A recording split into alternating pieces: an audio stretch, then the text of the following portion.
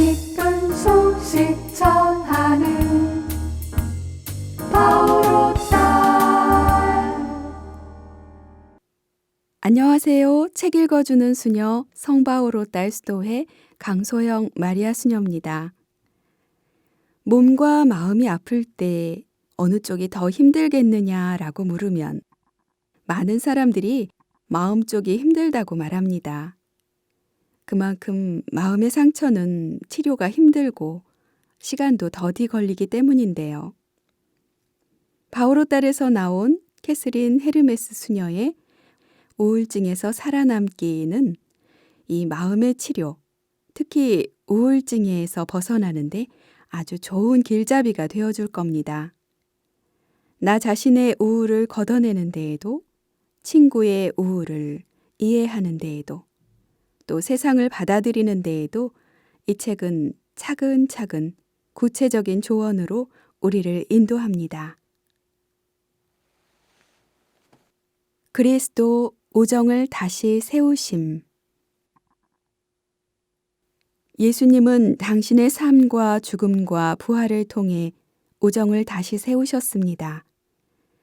그리스도인에게 오정은 즐거움이나 이익이 되는 일, 또는 단순한 매력이나 다른 사람이 우리를 위해 무엇을 할 수 있는가에 대한 것이 아닙니다. 그리스도인의 우정은 다른 사람들에게 선물이 되는 것으로 특징 지을 수 있습니다. 왜일까요? 그것은 예수님이 우리의 친구가 되어주신 방법이기 때문입니다. 그리스도인은 예수 그리스도 안에서 한 몸이 되어 하느님을 흠숭하며 공동체 삶을 살아갑니다. 그리스도인 공동체는 주님과 친구가 되는 사랑스러운 본보기입니다. 우정이 사랑스러운 것은 서로를 받아들이고 상호작용을 하기 때문입니다. 그리스도인 공동체에서는 부자와 가난하니, 이민자들, 컴퓨터 달인과 컴맹, 많이 배운 사람과 그렇지 않은 사람, 최고 경영자와 기술자가 함께하며 하느님을 찬미합니다. 그리스도인 공동체는 개인들이 인간 본성에 대한 새로운 잠재력을 구체화하고 그리스도께서 가능케 하신 아름다운 공동체를 실현합니다.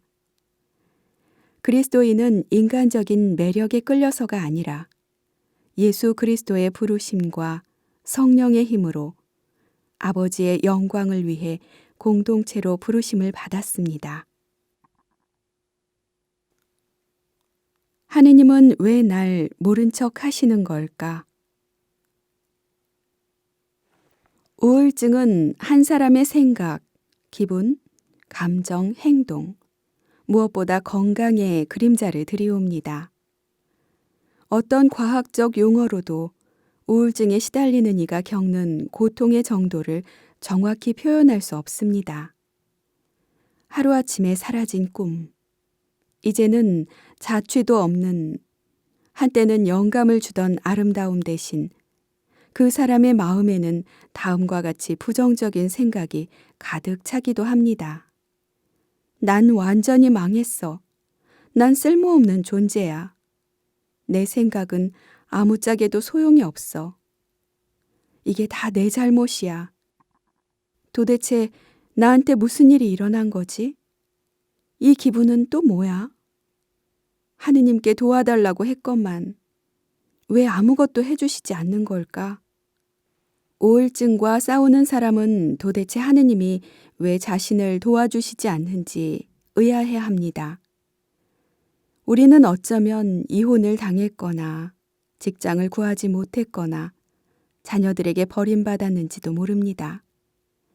왜 기분이 늘 가라앉아 있는지, 왜 친구를 사귀지 못하는지, 왜 외로운지 모를 수도 있습니다. 기적을 바라는 기도는 도움을 청하는 마지막 희망이 되기도 합니다. 여러분은 이런 지경까지 이른 적이 있는지요? 전에 우울증으로 고통을 겪는 사람들을 위한 피정을 지도한 적이 있는데 저와 이야기를 나누고 싶은 분은 언제든 오시라고 했습니다. 그랬더니 저를 찾는 사람들이 다음 방까지 길게 줄지어 있었습니다. 그분들은 희망의 말, 기적, 어둠에서 벗어나 빛으로 나아갈 수 있는 길을 찾고 있었습니다. 그렇게 쉬지 않고 2시간을 상담하다 보니 저는 완전히 지쳤습니다. 그래도 앞에 앉아 얘기하는 이의 말에 주의를 기울여 들었습니다. 그가 말했습니다. 아시겠지만 우울증이 사라질 기미가 보이지 않네요. 전 언제나 넘어집니다. 직장을 다니는 것도 힘들고 아무것도 하고 싶지 않아요. 아무것도 도움이 될 것 같지 않아요. 아내도 어찌해야 좋을지 몰라 힘들어하고요. 전 다시 행복을 느낄 수만 있으면 좋겠어요. 그냥 하느님이 날 돌봐주신다는 걸 알았으면 해요. 누군가가 날 돌보고 있다는 걸 말입니다. 더 가슴 아팠던 것은 남편에게 버림받고 혼자 된 한 여성의 이야기를 들으면서였습니다. 하느님께 기도하러 갔어요. 하지만 하느님은 제 기도를 듣지 않으셨어요. 저도 그분 말씀을 들을 수가 없었고요. 그분은 내가 어찌 되든 상관하지 않으시는 것 같아요. 우리는 자신이 아무것도 할 수 없기 때문에 하느님께서 해주시길 희망합니다. 하느님께서 기적을 이루어 주시지 않을 때 우리는 하느님께서 우리가 있는지도 모르시는 건 아닌지, 그래서 우리에게 무슨 일이 일어나든 상관치 않으시는 건 아닌지 궁금해합니다. 또한 우리가 전에 잘못한 것에 대한 벌을 받는다고 여깁니다. 하느님과의 관계를 회복하세요. 저는 저를 찾아온 이 2분과 함께 2가지 단순한 연습을 했습니다. 먼저 우리는 하느님과 사람들과 관계 맺으며 살도록 창조되었음을 설명했습니다. 인간은 기본적으로 관계를 맺으며 살아가는 존재입니다. 우리의 마음과 영혼은 사람들과 하느님의 사랑에 목말라 하기에 관계를 맺고 있을 때 최고의 능력을 발휘할 수 있습니다. 우울증이 있을 때는 관계가 깨지고 홀로 남겨진 것 같이 느낍니다. 저는 관계란 마음의 문제라고 생각합니다. 그러나 실제로 우리의 두뇌는 관계 맺음에 한 역할을 합니다. 두뇌에는 하느님과 타인들과 연결된 경험을 하도록 우리를 도와주고 연결을 바라는 관계의 회로 같은 것이 있습니다. 우리가 이 회로에 접근하지 못할 때 관계의 단절을 경험하고 다른 사람들과의 연결도 바라지 않게 됩니다. 하느님은 우리를 사랑하시지도 않고 도와주려 하시지도 않는다고 여기게 되지요. 다른 사람들은 우리에게 관심도 없고 화만 낸다고 여깁니다. 만일 우리가 이렇게 느낀다면 관계 회로는 거의 끊어졌다고 볼 수 있습니다. 감정적으로 약해졌을 때는 행복한 기억들은 잊어버리고 모든 것이 버겁고 다루기 힘들다고 느끼게 됩니다. 결국 하느님과 연결되어 있음을 잊게 됩니다. 그리고 하느님이 우리와 함께 하는 것을 좋아하지 않으신다고 느끼게 되죠. 그러나 우리의 두뇌를 설계하신 하느님께서는 우리가 고통 속에서도 마음 깊은 곳에서는 누군가와 함께 있고 싶어 하고 그것을 바란다는 것을 아시기에 우리의 관계 회로를 다시 열어주실 것입니다. 기도를 위한 제안. 우울증은 어둠과 혼란과 함께 옵니다. 그러나 하느님께서 우리 안에 빛과 평화와 사랑으로 함께 계십니다. 하느님께서는 모든 아픔보다 더 강하십니다. 어둠은 지나가지만 빛은 영원합니다. 어둠은 종종 우리 탓이 아닌 상처에서 비롯하나 빛은 우리가 하느님의 자녀임을 분명히 합니다. 다음의 기도를 바치도록 해보세요. 주님, 당신은 제 안에 빛으로 계십니다. 그 어떤 것도 그 빛을 제게서 빼앗을 수 없습니다. 당신은 저를 당신의 자녀로 뽑으셨습니다. 저를 꼭 붙잡아 주십시오. 어떤 것도 저를 당신에게서 빼앗아 갈 수 없습니다. 어둠과 혼란은 제가 나으면 사라질 것입니다. 하지만 주님, 당신만은 저를 떠나지 말아 주십시오. 저는 영원히 당신 것이기 때문입니다. 이 기도를 손수 써서 간직하고 자주 기도하기 바랍니다. 치유를 위한 용기. 실패하면 어쩌지? 실패하면 형편없는 사람이라고 할 텐데. 그러나 첫걸음에 불안을 덜 수 있는 몇 가지 도구가 있습니다. 그동안 마음에 쌓아놓은 돌멩이들을 꺼내십시오. 삶에서 본보기가 된 사람은 누구입니까? 그에게 가장 감사하고 싶은 것은 무엇인가요? 우울증을 앓기 전 당신이 정말 원하던 것에 성공할 수 있었던 기회를 망쳐놓은 한 가지는 무엇입니까? 당신이 배우게 된 부정적인 가르침은 무엇입니까? 그 교훈이 정말 사실인가요? 당신은 아직도 그것을 인생의 법칙으로 삼고 있나요? 당신을 가장 자랑스럽게 만드는 것은 무엇인가요? 하느님이 당신을 보실 때 무엇을 보신다고 생각하나요? 당신이 가장 감사하는 재능을 써보세요. 당신이 좋아하는 일을 3가지 써보세요. 당신이 무엇이 될 수 있다면 그것이 무엇인지 3가지 써보세요. 만일 당신이 하느님께 가장 중요한 것 1가지만 청한다면 그것은 무엇일까요?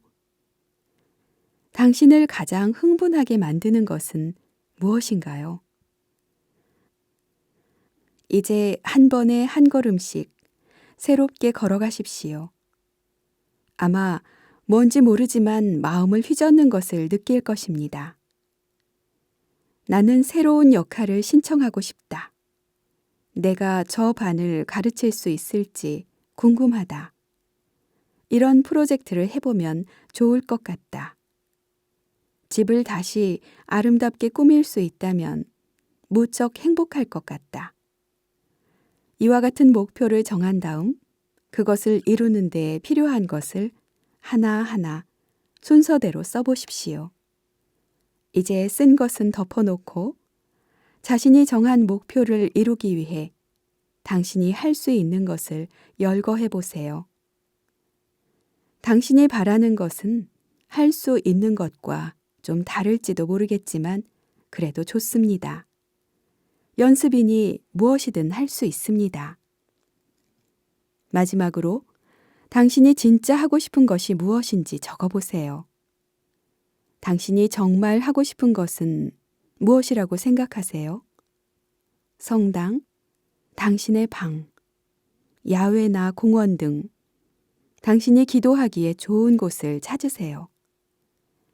당신이 쓴 것을 하나씩 하나씩 하느님께 보여드리세요. 당신의 꿈, 느낌, 아직은 불가능해 보이는 것들, 하느님께 그것들을 보여드리면서 이런 아이디어에 대한 당신의 첫 반응에 집중해 보세요. 당신은 신나고 행복한 느낌, 흥분되고 자신 있고 평화로움을 느끼나요? 아니면 부정적이고 두렵고 자신에게 갇혀 있으면서 하느님이나 사람들로부터 차단된 것처럼 느끼나요? 몇 주에 걸쳐 이러한 생각을 기도에 가져와서 당신 마음에 뿌리 내린 당신을 위한 하느님의 꿈을 보게 해달라고 기도하십시오. 죽은 듯한 느낌을 주는 생각들을 지우기 시작하면 당신은 생명과 희망의 느낌을 주는 생각에 관심을 기울이게 될 것입니다.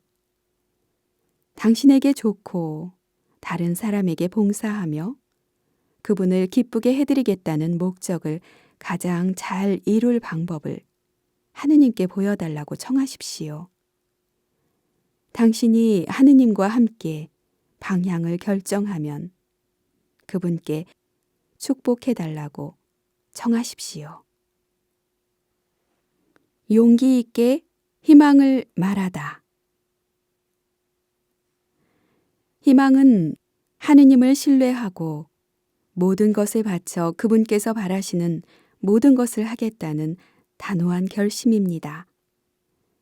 악마는 우리가 하느님께 아무것도 기대하지 않는다는 것을 알면 무척 좋아할 것입니다. 그리 되면 악마는 우리에게서 영적인 힘과 자유를 빼앗고 정서적으로 우리를 무너뜨릴 수 있기 때문이죠. 우리의 생각은 우리 삶의 모든 영역에 영향을 미치는 힘을 갖고 있습니다. 우리 생각에 책임을 지기 시작하고 우리 삶에서 그들이 지녀야 할 힘을 그들에게 주십시오. 시작하기 좋은 방법은 시편을 읽는 것입니다. 시편은 시편 저자가 자신의 느낌을 주님께 말씀드린 아주 솔직한 기도인 동시에 희망에 대한 용기 있는 선언입니다. 시편 16편으로 시작하십시오. 감사 편지 쓰기. 감사일기를 쓰는 것은 돈 드는 일이 아니죠. 오히려 우울증으로 고통받는 사람에게 큰 도움이 됩니다. 자신이 받은 축복을 헤아리는 사람들은 더 큰 행복을 느끼는 경향이 있습니다. 정신적 건강 문제로 자신과 투쟁하는 이에게 감사일기를 쓰는 것이 그토록 큰 도움이 되는 이유는 무엇일까요? 감사할 무엇인가를 기록할 때 우리는 긍정적인 단어와 우리라는 말을 사용하는 경향이 있습니다. 우리 생각과 마음의 부정적인 감정의 말은 거의 쓰지 않게 된다는 뜻이지요. 이것이 감사일기가 정신 건강에 기여하는 한 가지 열쇠입니다. 이것은 우리의 관심을 부정적 감정에서 긍정적인 감정으로 옮아가게 합니다. 감사일기를 쓰는 방법 가운데 하나는 하루 동안 누군가 당신 곁에 있어준 것에 대해 매일 저녁 감사를 표현하는 편지를 쓰는 것입니다. 그 편지를 붙이든 붙이지 않든 중요하지 않습니다. 당신의 삶에서 받은 축복을 헤아리고 다른 이들이 행복해하는 것을 보면서 당신이 그들에게 기쁨과 만족을 준 것에 주의를 기울이는 것입니다. 그렇게 함으로써 무엇이 행복을 가져다 주는지 더 잘 알아차리기 시작합니다. 생각은 마치 씨앗과 같아 씨앗에 물을 주면 싹이 나고 자라듯 관심을 두게 되면 생각도 자라게 마련입니다. 간단히 연습할 수 있는 방법을 찾아 선한 것을 알아차리도록 두뇌를 훈련하고 선을 소중히 여기고 선을 바라고 선으로 기뻐할 수 있는 마음을 불러 일으키십시오.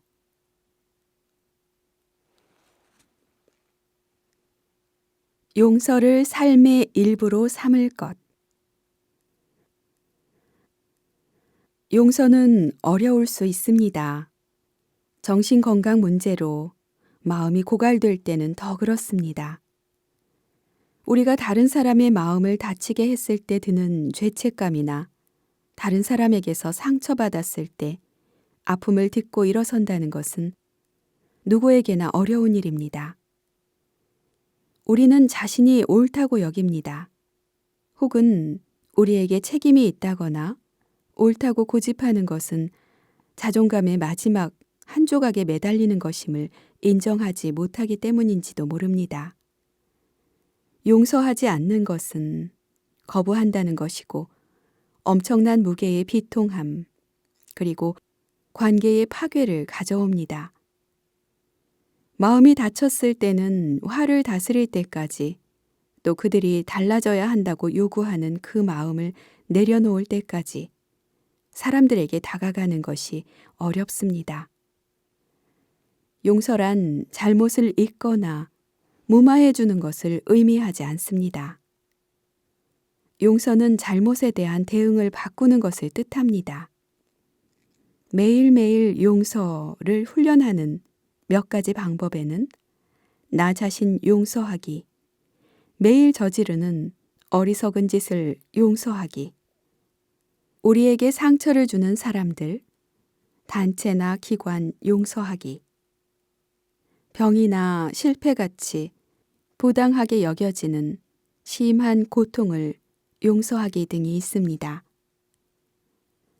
비통함 대신 우리에게 해를 끼친 사건이나 사람들, 단체에 대해 연민과 공감의 마음을 선택하는 것입니다. 용서하는 사람들은 자신들의 삶에 덜 분노하며 덜 우울해하고 덜 불안해하고 스트레스를 덜 받고 분노나 적개심을 덜 갖는 경향이 있습니다. 어쨌든 원한을 품고 있는 사람은 심한 우울증을 겪는 사람이나 다른 건강상의 문제가 있는 사람과 아주 비슷합니다. 그렇다고 더 건강해지기 위해 스스로 훈련할 수 없다는 말이 아닙니다. 여기 해볼 만한 용서의 방법을 제시합니다. 1. 누군가 나에게 해를 끼친 사건을 기억해 봅니다. 그때 당신은 어떻게 대응했나요? 느낌은 어땠나요? 화나 상처가 지금까지 어떤 영향을 끼치고 있나요? 2. 다른 사람에게 공감하기. 무엇 때문에 그들이 상처를 주었는지 그 까닭을 이해하도록 노력해 보세요. 예를 들어, 사람들 앞에서 당신을 자주 당황하게 만드는 친구가 있는데 그가 외상 후 스트레스를 앓고 있다는 것을 알게 된다면 그의 행동을 조금은 더 이해할 수 있고 연민을 느끼게 될 겁니다. 사실은 상처를 준 그 사람이 진짜 아픈 사람이라는 것을 알게 됩니다. 그도 자신의 부정적인 행위 때문에 고통받고 있을 것입니다. 3. 온전히 용서하기. 이것은 폭력적이고 파괴적인 행위에 관한 이야기가 아닙니다. 세상에 완전한 사람이란 없습니다. 지금 우리는 짜증스럽고 상처받고 마음이 부서진 사람이 항상 우리에게 상처를 준 것에 대해 말하는 것입니다. 흔히 이것은 그들에게 상처받고 깨어진 자신의 마음을 다스릴 능력이 없기 때문에 빚어지는 결과입니다. 용서한다는 것은 사랑하겠다는 선택이고 그 사람이 갚아야 할 의무에서 해방시켜주는 것입니다. 이것은 불만을 내려놓고 행복을 선택하는 것입니다. 4. 기대하지 않기. 사과는 다른 이들과의 관계를 바꾸지도 못할 뿐 아니라 억지로 사과를 끌어낼 수도 없습니다. 용서에는 조건이 없어야 합니다. 용서는 올바른 일이고 하느님께서 용서의 삶을 살라고 초대하셨기에 우리를 행복하게 해주는 연민의 선물입니다. 우리가 누군가의 사과나 그의 태도가 바뀌기를 기대하지 않는다면 실망하지 않을 것입니다. 5. 용서하겠다고 결심하기. 용서를 선택했다면 행동으로 보여주십시오. 당신에게 잘못한 사람에게 말하기 어렵다면 일기에라도 용서한다고 쓰거나 믿을 만한 사람에게 당신의 심경을 이야기할 수도 있습니다. 6. 하느님을 용서하고 자신을 용서하기.